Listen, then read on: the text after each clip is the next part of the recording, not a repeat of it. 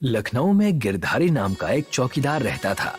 गिरधारी रात में ड्यूटी करता था और दिन में सोता था। पापा उठ जाइए, 7 बजने वाले हैं। क्या सुबह हो गई? सुबह नहीं हो गई, शाम हो गई। अरे हाँ, इस समय तो मैं रात में ड्यूटी कर रहा हूँ। गिरधारी रात 8 बजे घर से निकल जाता और रात भर लखनऊ की एक वीआईपी कॉलोनी में चौकीदारी करता। सोते रहो, क्योंकि चौकीदार गिरधारी सिंह जाग रहा है। गिरधारी सुबह 8 बजे अपने घर पहुंचता। मैं सोने जा रहा हूँ। पहले कुछ खा तो लीजिए, उसके बाद सोइएगा। रात की ड्यूटी क्या शुरू हुई, आपने तो खाना पीना ही बंद कर दिया है। अभी मेरी उम्र है, मैं दूसरे बच्चे को जन्म दे सकती हूँ। कम से कम 2 बच्चे तो होने चाहिए ना। एक ही बच्चे को पालना लोहे के चने चबाने जैसा है। अगर 2 बच्चे हो गए तो फिर मुझे दिन रात दोनों शिफ्ट में काम करना पड़ेगा। फिर पता नहीं मेरी क्या हालत होगी। इसीलिए जितना मिला है उसी से संतुष्ट रहने में भलाई है।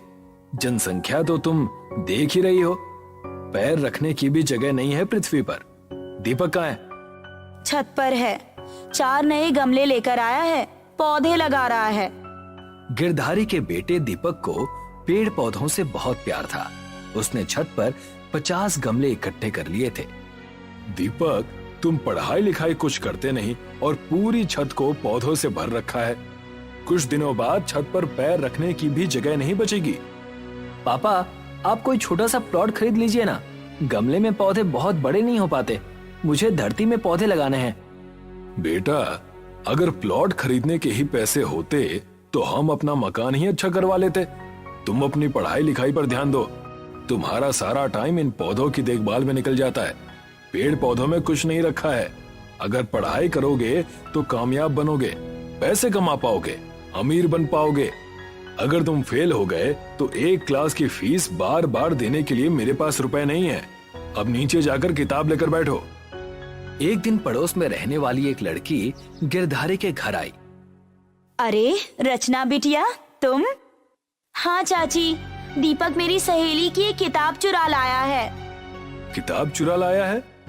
हाँ, परसों मैंने बंदर भगाने के लिए दीपक को अपने घर बुलाया था। मैं अपनी सहेली से नर्सरी मैनेजमेंट यानी पेड़ पौधों के रखरखाव की एक किताब पढ़ने के लिए लाई थी। परसों से ही वो किताब गायब है। आज सुबह मैंने आपकी छत पर दीपक को वो किताब पढ़ते हुए देखा। बुलाइए उसे। दीपक, यहाँ आओ। जी पापा। क्या तुमने रचना दीदी के घर से कोई किताब चुराई थी? हाँ, ये रही किताब। दरअसल मुझे नहीं पता था कि पौधों के रख रखाव पर किताबें भी होती हैं। मुझे ये किताब दिखी तो मैं उठा लाया। तुम झूठे हो, मेरी किताब वापस करो। रचना अपनी किताब छीनकर ले गई। दीपक, तुमने तो आज हमें शर्मसार कर दिया। अब तुम चोरी भी करने लगे। अपने सिलेबस की किताबें पढ़ी नहीं जाती और फालतू की किताबें दूसरों के घर से चोरी करके ला रहे हो। अगर आगे से ऐसी कोई हरकत की ना तो मैं तुम्हारे सारे गमले कचरे वाले को दे दूंगा। अपने पिता की डांट सुनकर दीपक की आंखों में आंसू आ गए। दोपहर में दीपक ने खाना भी नहीं खाया। दीपक बेटा, दरवाजा खोलो। आज मैंने तुम्हारी मनपसंद सब्जी बनाई है। मैं नहीं खाऊंगा खाना। आपने उसे इतनी बुरी तरह से क्यों डांट दिया? अब देखिए, खाना भी नहीं खा रहा है वो। तुम उसकी हरकत नहीं देख रही हो? अरे किताब ही तो चुरा कर लाया था, कौन सी इतनी बड़ी आफत आ गई? अरे किसी के घर में डाका तो नहीं डालकर आया ना। वो रचना जब छोटी थी तो हमारे घर से खिलौने उठाकर ले जाया करती थी। मैं तो कभी उसके घर शिकायत करने नहीं गई। हमारा बेटा एक किताब क्या उठाकर ले आया, पहाड़ ही टूट पड़ा। अगले सप्ताह दीपक का बर्थडे है, किसी अच्छे उपहार का लालच देकर मनाइए उसे। दीपक बेटा, दरवाजा खोलो। अगले सप्ताह तुम्हारा जन्मदिन है। मैं तुम्हें तुम्हारा मनचाहा गिफ्ट ला कर दूंगा। बोलो, तुम्हें क्या चाहिए? मुझे मनी प्लांट का पौधा चाहिए। बोलिए, ला कर दीजिएगा। ठीक है, मैं मनी प्लांट ले आऊंगा और नर्सरी मैनेजमेंट की एक नई किताब भी लेकर आऊंगा। गिरधारी जिस कॉलोनी में चौकीदारी करता था उस कॉलोनी में एक बंगला था। उस बंगले की दीवार पर मनी प्लांट फैली हुई थी। गिरधारी उस बंगले में गेट कीपर को जानता था। राम राम दीनदयाल। अरे राम राम गिरधारी भाई। क्या तुम मुझे मनी प्लांट दे दोगे? मुझे मेरे बेटे को जन्मदिन पर देना है। मैं साहब से पूछ कर दे दूंगा। जरा सी मनी प्लांट के लिए भी तुम्हें पूछना होगा। हाँ, अग्रवाल साहब पौधों का बहुत ध्यान रखते हैं। अगले दिन गिरधारी फिर दीनदयाल के पास पहुंचा। ये लो मनी प्लांट, जल्दी से जाकर गमले में गाड़ दो या पानी में रख लेना, वरना मुरझा जाएगी। बर्थडे वाले दिन गिरधारी ने छुट्टी ले ली थी। वो मनी प्लांट, केक और किताब लेकर घर पहुंचा। ये लो तुम्हारी मनी प्लांट और किताब।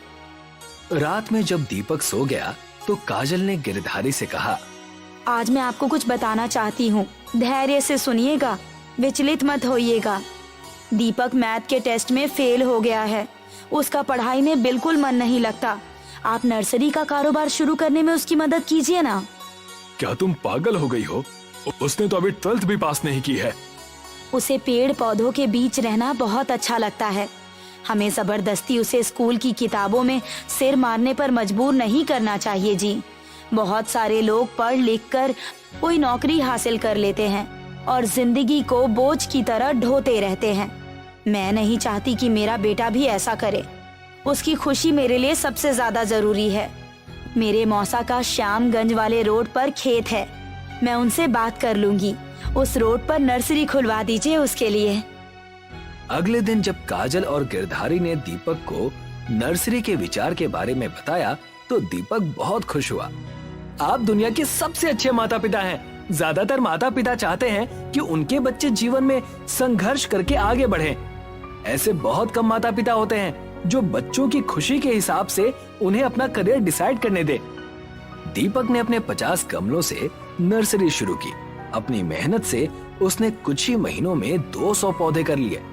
एक दिन दीपक कुछ ग्राहकों से बात करने में व्यस्त था, तभी एक कार सीधे नर्सरी में घुस गई और उसने कई सारे गमले तोड़ दिए। क्या आपको दिखाई नहीं देता? बाहर साफ साफ लिखा है कि वाहनों को नर्सरी में लेकर ना आए।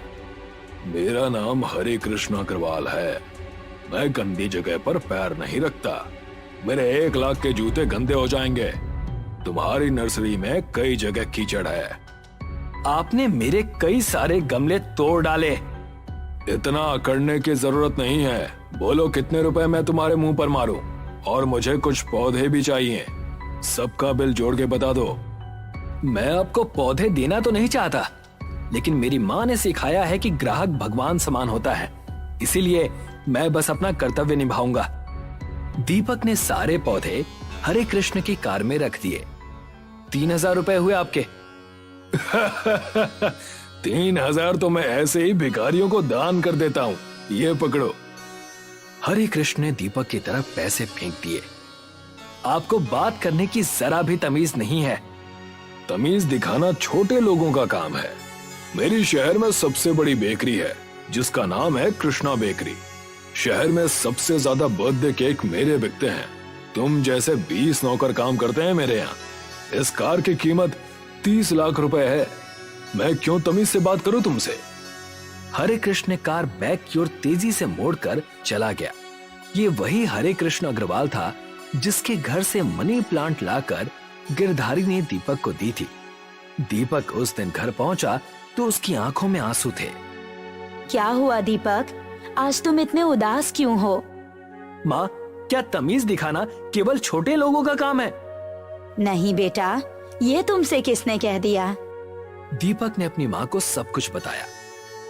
वो कितना भी बड़ा आदमी हो बेटा, उसका घमंड एक न एक दिन जरूर टूटेगा और उसे पछतावा होगा। तुम्हारी मनी प्लांट अभी भी छत पर ही रखी है, उसे भी नर्सरी में क्यों नहीं ले जाते? हाँ, मैंने उसका अरेंजमेंट कर लिया है। कल मैं मनी प्लांट ले जाऊंगा। अगले दिन दीपक ने मनी प्लांट को अपनी नर्सरी में लगा दिया। हरे कृष्ण ने जिन पौधों को खराब किया था, दीपक पूरे दिन उन्हें साफ करने और दोबारा लगाने में लगा रहा। शाम होने पर दीपक ने फोन करके अपनी माँ से कहा, माँ, आज मैं नर्सरी में ही सोऊंगा, हवा अच्छी चल रही है। दीपक ने मनी प्लांट के ऊपर ही खटिया बिछाई और सो गया। सुबह जब दीपक सोकर उठा तो उसकी आंखें फटी की फटी रह गई। मनी प्लांट पर बहुत बड़े बड़े पत्तों की बेल उगाई थी। और हर पत्ते पर एक बड़ा सा केक रखा हुआ था। इतने सारे केक, ये क्या हो गया? दीपक ने फोन करके अपनी माँ को नर्सरी में बुलाया। कल तक ये मनी प्लांट साधारण थी, इसके पत्ते छोटे थे और केक वगैरह कुछ भी नहीं आए थे, लेकिन आज अचानक इसके पत्ते बड़े बड़े हो गए और इन पर केक आने लगे। चलो इन केक को हम खा लेते हैं, कम से कम आज का खाना बनाने से तो फुर्सत मिलेगी। दीपक और काजल ने पेट भरकर केक खाया। काजल कुछ केक गिरधारी के लिए भी ले गई। वाह, आज तो मजा आ गया। मैंने सपने में भी नहीं सोचा था कि कभी इतने सारे केक खाने को मिलेंगे। अगले दिन जब दीपक सोकर उठा तो उसने देखा कि मनी प्लांट पर दर्जनों केक फिर से आ गए हैं। अरे नहीं, ये तो मुसीबत हो गई। दीपक ने केक की समस्या को अपनी मम्मी पापा से डिस्कस किया। अब तो एक ही उपाय है, इन केक को बेचा जाए। इतने सारे केक हम खा नहीं सकते। एक दुकान बाजार में किराए पर ले लेते हैं। दीपक, तुम सुबह को नर्सरी और शाम को केक का कारोबार संभालना। इत्तेफाक से दीपक ने बाजार में हरे कृष्ण अग्रवाल की कृष्णा बेकरी के सामने ही एक दुकान किराए पर ली और बहुत सस्ते दामों में केक बेचने लगा। धीरे धीरे दीपक के ग्राहकों की संख्या बढ़ती गई। दीपक ने अब एक कार भी खरीद ली और एक नौकर भी रख लिया। यह तो वही नर्सरी वाला लड़का है, लेकिन ये इतने सस्ते केक लाता कहां से है? एक दिन जब दीपक दुकान पर नहीं था तो हरे कृष्ण ने दीपक के नौकर से पूछा, वो छोकरा केक लाता कहां से है? क्या उसके पास मुझसे भी बड़ी फैक्ट्री है? नहीं, कोई फैक्ट्री नहीं है। ये केक उनकी नर्सरी में मनी प्लांट के पत्तों पर आते हैं। हरे कृष्ण अगले दिन सुबह सुबह नर्सरी पहुंचा और दीपक से कहा, मुझे केक देने वाले मनी प्लांट की एक बेल चाहिए। ये बहुत महंगी है। ज्यादा मत बोलो, बस अपनी कीमत बताओ। 1 लाख की एक बेल। हरे कृष्ण ने 1 लाख का चेक देकर दीपक की तरफ फेंका और बेल लेकर चला गया। गेटकीपर दीनदयाल ने हरे कृष्ण के हाथ में बेल देखी तो उसने पूछा, साहब, क्या आप बड़े बड़े पत्तों वाले ये मनी प्लांट दीपक नाम के लड़के की नर्सरी से लाए हैं? तुम्हें कैसे पता? दीपक के पिता गिरधारी सिंह इस कॉलोनी के चौकीदार हैं। आपको याद है, कुछ महीने पहले मैंने आपसे मनी प्लांट की एक बेल मांगी थी। वही बेल नर्सरी की धरती में बड़े बड़े पत्तों के साथ केक दे रही है। अच्छा, वो लड़का मेरी ही मनी प्लांट से अमीर बन रहा है। अब मैं भी मनी प्लांट से केक उगाऊंगा। हरे कृष्ण ने मनी प्लांट को मिट्टी में गाड़ दिया और अगले दिन सुबह होने का इंतजार करने लगा। वो रात भर चैन से सोया भी नहीं। अगले दिन उसने देखा कि बड़े पत्तों वाले मनी प्लांट छोटे पत्तों वाले साधारण मनी प्लांट बन गए हैं और उसमें कोई केक भी नहीं आया है। हरे कृष्ण गुस्से में दीपक के पास पहुंचा। ये मनी प्लांट तो साधारण मनी प्लांट जैसी हो गई, इसमें केक वेक कुछ नहीं निकला। तो ठीक है, अपना चेक वापस ले जाइए। नहीं, मुझे एक और बेल दे दो। हरे कृष्ण दूसरी बेल ले गया, लेकिन उससे भी कोई केक नहीं निकला। दीपक केक बेच बेच कर अमीर हो गया। उसने बहुत बड़ी बेकरी शॉप खोल ली।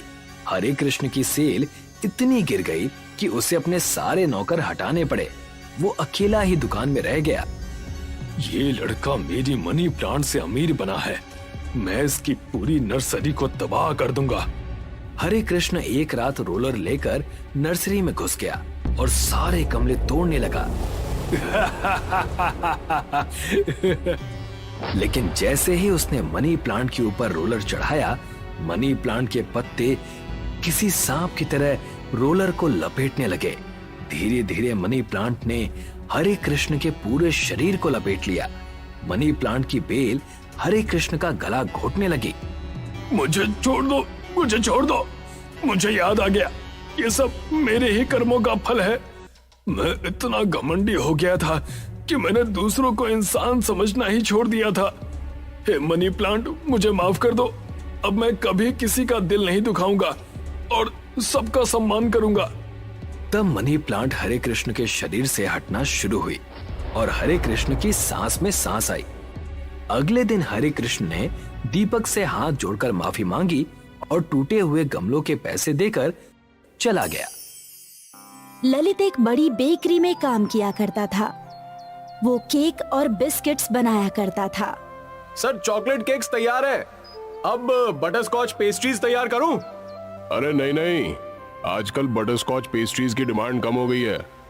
अब से हम एक दिन छोड़ के एक दिन बटर स्कॉच पेस्ट्रीज बनाएंगे। ओके ठीक है सर। एक काम करो, तुम अब चॉकलेट केक्स बना लो। ठीक है सर। धीरे धीरे बेकरी का काम कम होने लगा था और कुछ गिने चुने ही प्रोडक्ट ललित बनाया करता था। समय के साथ बेकरी का मुनाफा घट गया और अब बेकरी के मालिक ने बेकरी को बंद करने का निर्णय ले लिया। ललित, तुम तो जानते हो धंधे में मंदी है, मुनाफा निकल ही नहीं रहा, इसीलिए अगले हफ्ते से हम ये बेकरी बंद कर रहे हैं। तुम कहीं और काम ढूंढ लो, ठीक है? ये सुनकर ललित का मन बैठ गया। कितनी मुश्किल से उसे इस बेकरी में नौकरी मिली थी और अब बेकरी ही बंद हो रही थी। उस दिन ललित मायूस घर लौटा। क्या बात है, इतने परेशान क्यों हो? कुछ नहीं यार, इतनी मुश्किल से ये नौकरी मिली थी, अब ये भी जा रही है। पर क्यों? अरे बेकरी का धंधा कम हो गया है, इसलिए मालिक बेकरी बंद कर रहे हैं। ये हफ्ता आखिरी है यार। हे राम, अब क्या होगा? और क्या होगा, फिर से काम की तलाश में यहाँ वहाँ भटकना होगा। उम्मीद है आपको जल्द ही नौकरी मिल जाए, क्योंकि कुछ दिनों में बच्चों की स्कूल शुरू होने वाली है, फिर उनकी फीस वगैरह। हाँ हाँ मुझे याद है। ललित और दर्शना दोनों परेशान थे। अगले दिन ललित नौकरी की तलाश में एक दूसरी बेकरी में गया। सर क्या आपके यहाँ कोई वैकेंसी है? मुझे केक बिस्किट बनाने में 10 सालों का तजुर्बा है। अरे नहीं भाई, हमारे यहाँ कोई नौकरी नहीं है। ठीक है सर। ललित उदास होकर यहाँ से चला गया। वो अपने काम पर गया और भारी मन से काम करने लगा। आज उसकी नौकरी का आखिरी दिन था। कल से वो बेकरी बंद होने वाली थी। पूरा दिन काम करने के बाद शाम में वो मैनेजर के पास गया। ललित, ये लो तुम्हारा अभी तक का हिसाब। क्या तुम्हें कोई और नौकरी मिली? नहीं सर। चिंता मत करो, मैं तुम्हारे लिए कहीं बात करता हूँ, तब तक तुम भी देखते रहो। उम्मीद है तुम्हें जल्दी नौकरी मिल जाएगी। जी सर ठीक है। ललित अपनी पगार लेकर घर पहुंचा। उसने वो पैसे अपनी पत्नी को दे दिए। ये लो, इस बार थोड़ा तंगी से पैसे खर्च करना, अब पता नहीं कब नौकरी मिलेगी। दर्शना को समझ आ गया था कि ललित बहुत ही उदास है। ललित कई और बेकरियों में काम ढूंढने गया, लेकिन उसे कहीं भी कोई काम नहीं मिला। आखिर वो थक हार कर घर लौट आया। पापा आ गए, पापा आ गए। बच्चे खुश थे। वो काफी समय से ललित के लौटने का इंतजार कर रहे थे। क्या हुआ? आज मयंक का बर्थडे है, तो बच्चे आपकी राह देख रहे थे कि आप आओगे और केक बनाओगे। मैंने कहा था इन्हें कि शायद आज आप केक ना बना पाओ। अरे मेरे बेटे का बर्थडे है तो मैं केक क्यों नहीं बना पाऊंगा? केक की सामग्री के लिए भी तो ज्यादा पैसे चाहिए ना। अरे आज मैं सस्ती चीजों से बढ़िया केक बनाऊंगा, तुम सब देखते रह जाओगे। हाँ। ललित ने कुछ सामग्री इकट्ठी की और केक बनाना शुरू कर दिया। बच्चे गौर से उसे देख रहे थे। ललित ने केक का बैटर मिलाया, उसमें शक्कर और कुछ और चीजें डाली और फिर इस बैटर को एक प्लेट में डाल दिया। पापा, हम केक कैसे बनाएंगे? हमारे पास तो भट्टी है ही नहीं। अरे भट्टी नहीं है तो क्या हुआ, हमारे पास कढ़ाई और नमक तो है ना। ललित ने कढ़ाई में नमक भर दिया और उसमें वो केक की प्लेट रख दी और ऊपर से ढक्कन रख दिया। अब 20 मिनट में केक तैयार। बच्चे घड़ी के कांटे पर नजर गड़ाए बैठे थे। केक की सुगंध पूरे घर में फैल चुकी थी। जैसे ही 20 मिनट हुए, ललित ने ढक्कन हटाया और उनका केक तैयार था। ललित ने वो केक दूसरी प्लेट में निकाल लिया और फिर वो मैदे में शक्कर घोलकर क्रीम बनाने लगा। और फिर इस क्रीम को केक पर सजा दिया। देखो तैयार हो गया बढ़िया केक। पर पापा, आपने तो इसमें सारी घर की ही चीजें इस्तेमाल की। हाँ बेटा, इसीलिए तो ये सस्ता और किफायती है। खैर ये सब छोड़ो, अब मयंक का बर्थडे केक काटते हैं। आओ आओ। Happy birthday to you, happy birthday to you, happy birthday dear Mayank, happy birthday to you. Mayank ने अपना बर्थडे केक कट किया और सबको खिलाने लगा। वाह, ये तो बहुत बढ़िया है। पूरे परिवार ने वो केक बड़े चाव से खाया। ये केक आपने बहुत ही कम सामग्रियों में बनाया, इसलिए इसको बनाने में खर्चा भी कम होगा ना? हाँ, पर तुम ये क्यों पूछ रही हो? क्योंकि मैं सोच रही हूँ आप ऐसे ही केक बनाकर बेचे। बड़ा केक 100 रुपए और इस केक की पेस्ट्रीज बनाकर 1 रुपए में। क्या? छोटे छोटे केक की पेस्ट्रीज बनाकर 1 रुपए में बेच सकते हैं स्कूल के बाहर। बच्चों को ये बहुत पसंद आएंगी। हाँ, ये आइडिया तो बहुत अच्छा है। ये तो मैं कर ही सकता हूँ। वैसे भी कल से स्कूल शुरू होने वाला है। तो कल से ही इस 1 रुपए वाले केक को हम लोग बेचना शुरू करेंगे, ठीक है? ललित को पैसे कमाने का नया जरिया मिल गया। अगली सुबह ललित ने घर में केक बनाना शुरू किया, कड़ाही में, और उस केक के छोटे छोटे टुकड़े भी काट लिए और उन सब को बड़े पतरे के डिब्बे में रख दिया। ये डिब्बा लेकर वो स्कूल के पास पहुंचा। आओ बच्चों, आओ आओ, 1 रुपए का केक, 1 रुपए का केक, 1 रुपए का केक, आओ आओ। 1 रुपए का केक सुनकर बच्चे ललित के पास दौड़ पड़े। एक केक दो ना अंकल, मुझे भी देना। बच्चे ललित को पैसे देते गए और केक खरीदते गए।